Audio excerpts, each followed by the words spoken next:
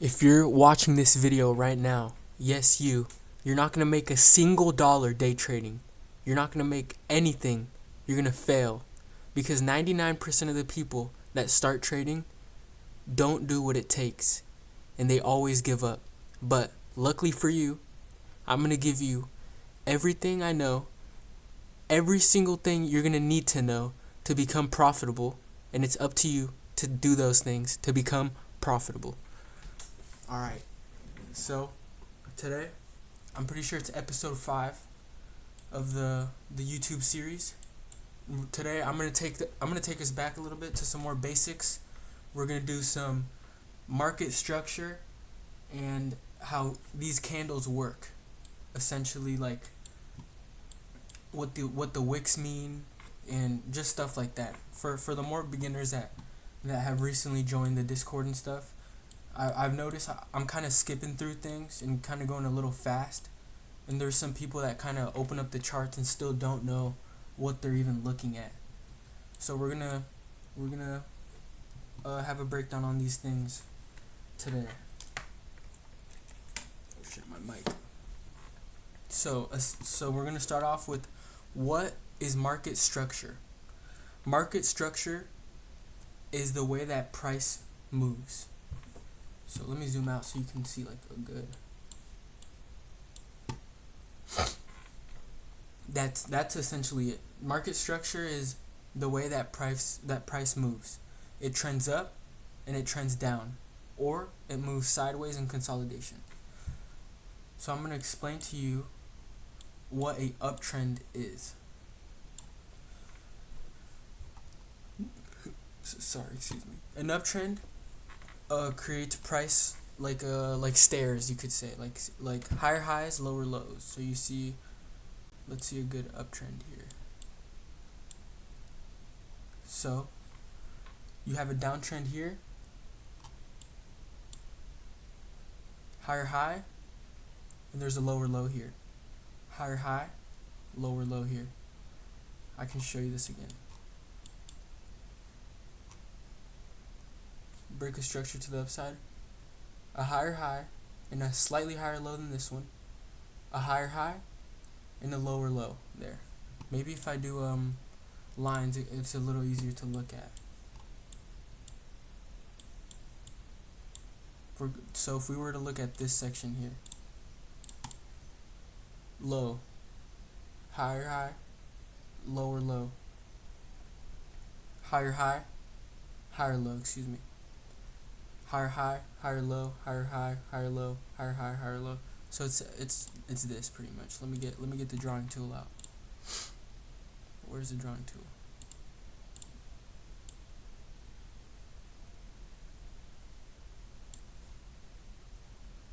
Here, higher high, higher low, higher high, higher low, higher high, higher low. There we go. I think y'all get the memo. And for the downtrend, it's the same exact thing, just trending down. Lower low, lower high, lower low, lower high.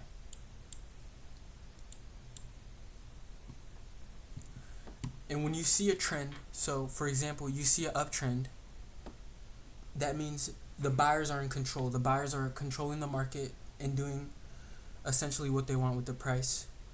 When there's a downtrend, sellers are in control and they are doing what they want with the market.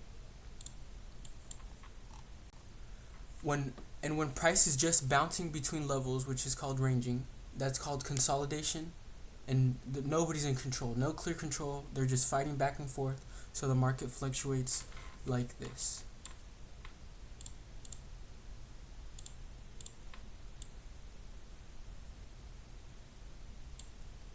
In a range, just like this. It's not going anywhere, it's just bouncing from price to price. And I can show you an example of this because a lot of the time the chart deceives. Oh shit. The chart kind of messes with you and makes you believe you're looking at something that you're truly not really looking at. Like this is a perfect example here of consolidation. You come here, price is not going anywhere, ranging back and forth from these price levels, going back and forth, back and forth, back and forth, back and forth, until it breaks out. And it breaks out. If you were to think of it like this, market structure tells you who's, like if it was like a boxing match or something, like who's winning the fight, the buyers or the sellers.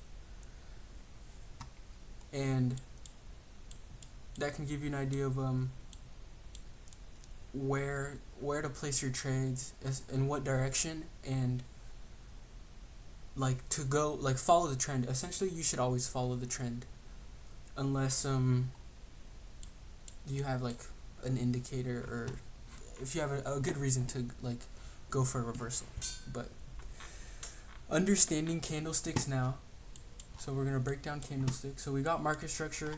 Let's just go over it one last time. Uptrend here, higher highs, higher lows, higher highs, higher lows. Pretty much a staircase. That's all it is a staircase. Downtrend, lower lows, lower highs, lower lows, lower highs, staircase down. Consolidation, just going back and forth, it's not going anywhere. And it looks like a bridge, kinda. And let me go back into what I was saying, where the market can kind of fool people and make you take bad trades. Like this. This is just straight chop. You can see this, and you'll be like, oh, uptrend. Boom. Back down. Back down. Going back and forth, back and forth. There's no good trades here. Nothing here to take. Like this is where people get fooled out. You'll see a big bullish candle, and then boom, right back. So now we're gonna talk about candles. Let me change my settings here so you can see the candles a little bit better. Let's break down some of these candles here. Candles is how price like communicates with you. Like price is like talking to you through candles. Each candle has 4 things: an open, a close, a high, and a low. So for me on my chart, the blue ones are red candles for you, and the white ones are green candles. So when there's a bullish candle, it opens down here and it closed up here. That's what makes it bullish. That's what makes it a green candle, because it closed up here. It opened up here and it closed up here. And now what makes a bearish candle, a red candle for you, it opens up here. So it opens where this one closed, but it closed down here. It closed under where it opened here. So that's what makes it a bullish candle. If a candle closes higher than it opened, it's bullish. Buyers are winning. If it closes lower, it's bearish, and sellers are winning. Now I'm going to explain these wicks, these needle-looking things.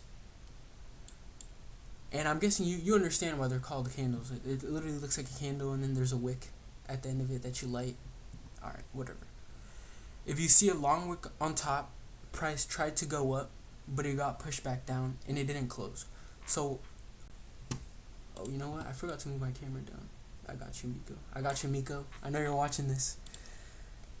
So if you see here, it's a 5-minute candle. So these are time frames here. All this means is how long this candle was open before it closed. So I'm on the 5-minute time frame. So every candle opens, and it's open for 5 minutes before it closes. That's what it is. So in the 5 minutes that this candle was open here, it went up here, but it didn't close up there. It pushed up there at one point, but before the 5 minutes ended, it came back down. It came back down here, and then when the 5 minutes was over, that's where it closed. So if you see a long wick on top, price tried to go up, but it got pushed back down, and that's sellers stepping in. Buyers are getting absorbed by the sellers.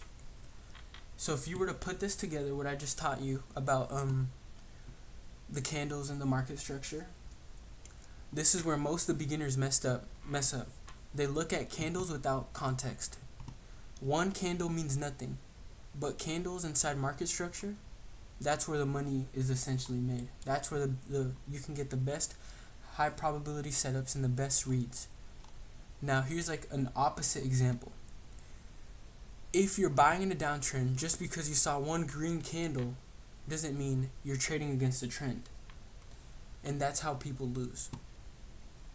So if you're in a downtrend, boom, boom, boom, you see 1, 2 green candles,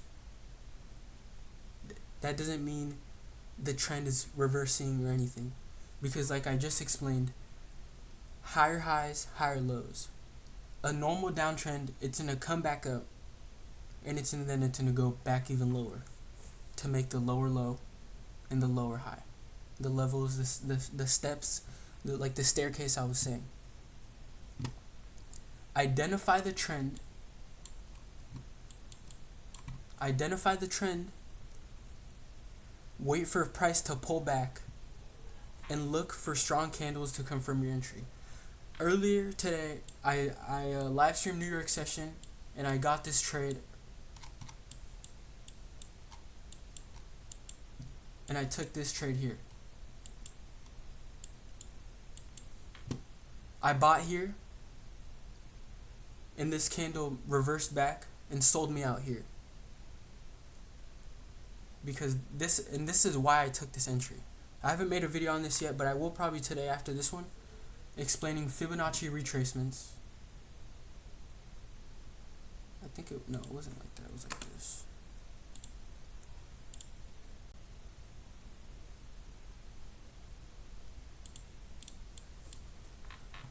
There was an uptrend, but I had missed the entry.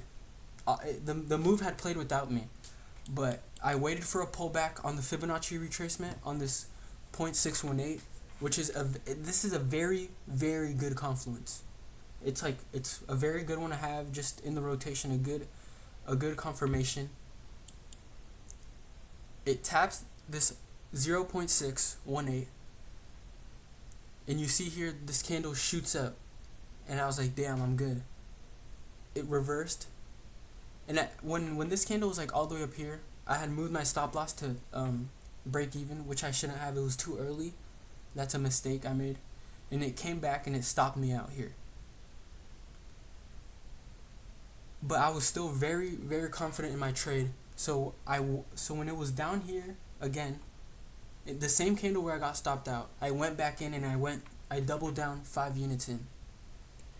And from here, you can see my entry here on the blue arrow. Hold on. You see my entry here, and I sold up here. That's a good example of identifying the trend, waiting for price to pull back into a zone you're confident in, and looking for a strong confirmation back up, continuing the trend. And I took this trade on live. I think there's only like 4 viewers in there, but it's all good. You feel me? The real ones that be joining the streams. So structure tells you where to trade, and candles tell you when to enter. If you got value from this, join the Discord. I talk about this all the time in the Discord. I have one-on-ones with the members in there all the time. I'm always active.